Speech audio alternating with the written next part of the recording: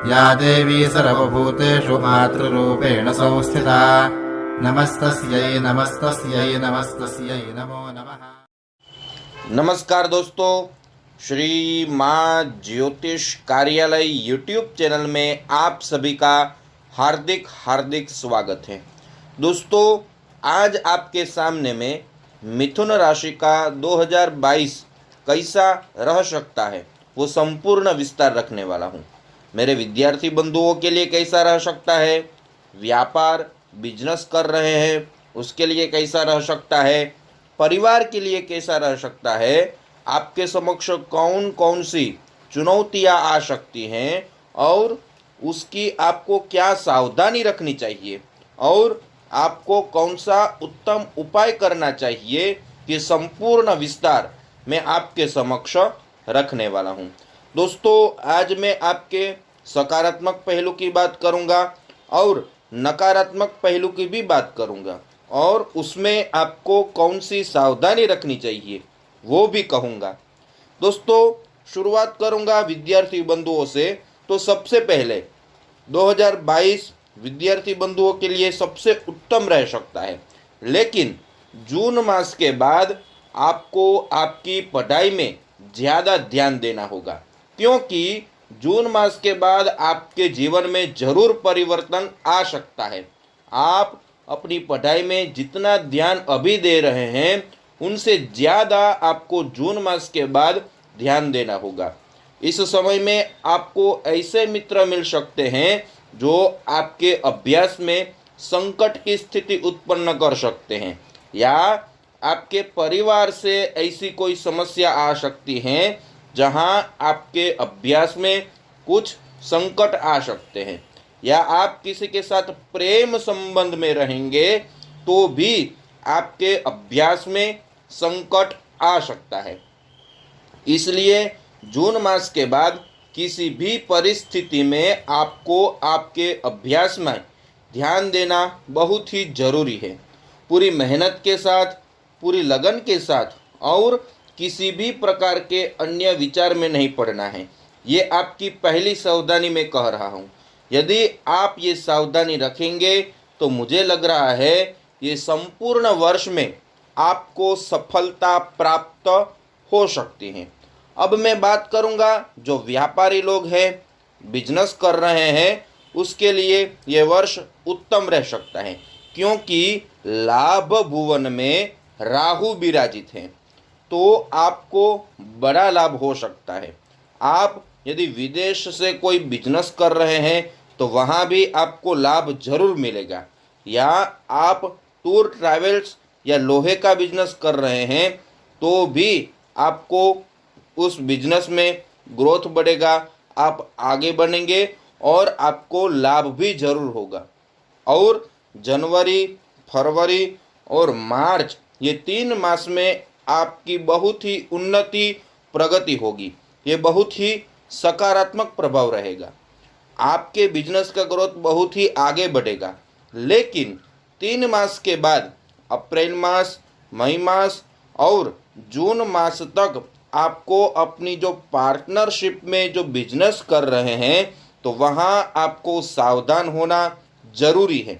आपके पार्टनर के साथ आपका यदि संबंध अच्छा नहीं रहेगा तो आपके बिजनेस में नुकसान होने की यहाँ संपूर्ण संभावना बढ़ सकती है, या आपने किसी जगह पैसा लगाया है वहाँ से आपको धोखा मिल सकता है।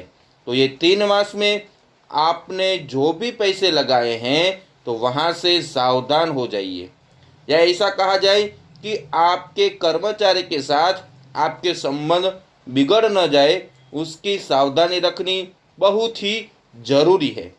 फिर जुलाई मास में आपके बिजनेस का ग्रोथ आगे बढ़ेगा और पूरे साल आपका बिजनेस बहुत ही उत्तम रह सकता है। अब मैं बात करने वाला हूँ परिवार की। तो इस साल आपके परिवार में सभी प्रकार से संबंध अच्छा रह सकता है, लेकिन पति और पत्नी के बीच यहाँ जो शनि की महादशा है, शनि का गोचर है, वो आपके लिए नुकसान कारक रह सकता है। नुकसान किस बात का?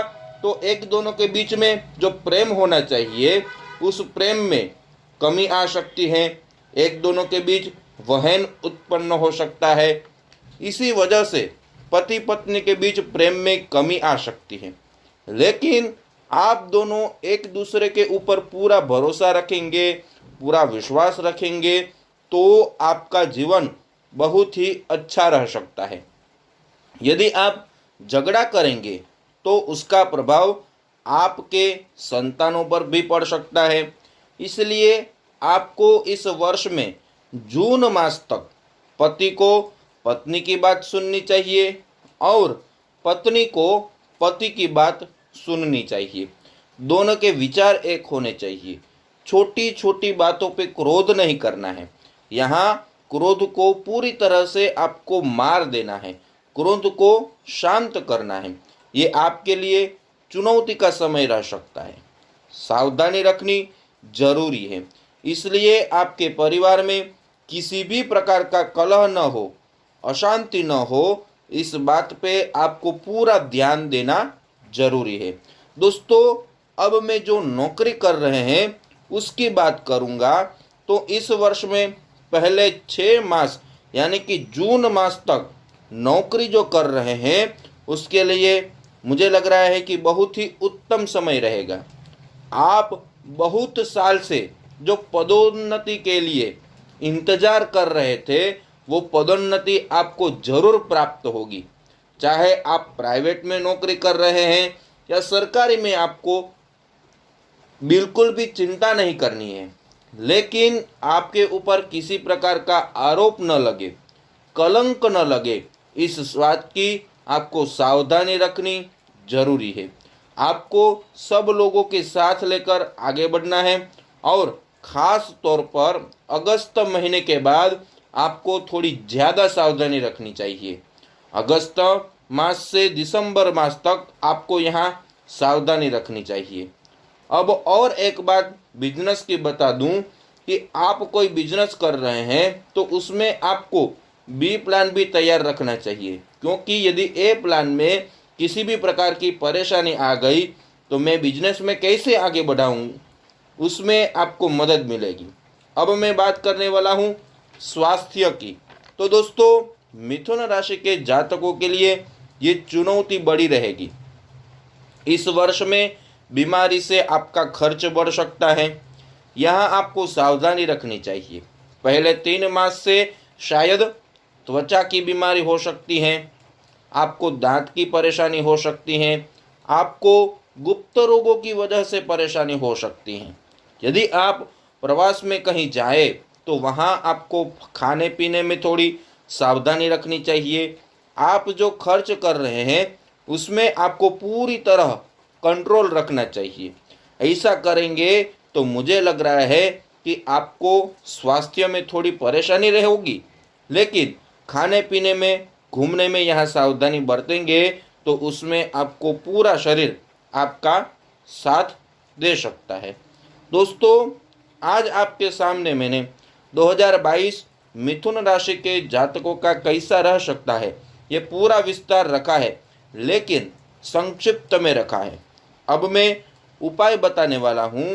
तो संपूर्ण वर्ष में आपको बुधवार के दिन गौ माता को हरा चारा जरूर खिलाना है। बुधवार के दिन आपको गणपति अथर्वशीर्ष के 11 पाठ जरूर करने हैं। और यदि आपको ये पाठ न आता हो तो आप ओम गणेशाय नमः इस मंत्र की कम से कम 11 माला जाप जरूर करें।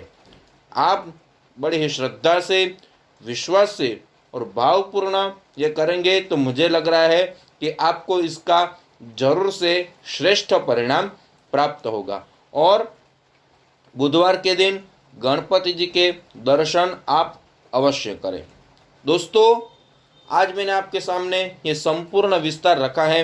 यदि ये वीडियो आपको पसंद आया हो तो ज़रूर से लाइक का बटन दबा दीजिए। ये वीडियो अपने फ्रेंड सर्कल में ज़्यादा से ज़्यादा शेयर कीजिए और दोस्तों बेल आइकन को दबाना मत भूलिए। और अभी तक मेरी चैनल को आपने सब्सक्राइब नहीं किया है तो ज़रूर से एक बार सब्सक्राइब कर लीजिए। और दोस्तों, यदि आप जन्म कुंडली का विश्लेषण करवाना चाहते हैं तो यहाँ मैं मेरे व्हाट्सअप नंबर रख दूंगा। आप उस पर अपनी जन्म तारीख, जन्म समय और जन्म स्थल भेज देंगे तो आपको व्हाट्सएप पे गूगल पे नंबर, फ़ोन पे नंबर, पेटीएम पे नंबर या अकाउंट नंबर भेजा जाएगा। उस पर जो सुनिश्चित दक्षिणा की गई है वो आप भेज देंगे तो आपको आपके व्हाट्सएप पे ही जन्म पत्रिका भेजी जाएगी, जिसमें आपको क्या उपाय करना चाहिए, पंडित जी के पास क्या उपाय करवाना चाहिए, आपको कौन सा रत्न धारण करना चाहिए, ये संपूर्ण जानकारी उसमें दी जाएगी। दोस्तों, आप जो हमें प्यार दे रहे हैं उनके लिए बहुत बहुत धन्यवाद। YouTube के माध्यम से हमारी फिर से मुलाकात होगी। जय श्री कृष्ण, जय भगवती।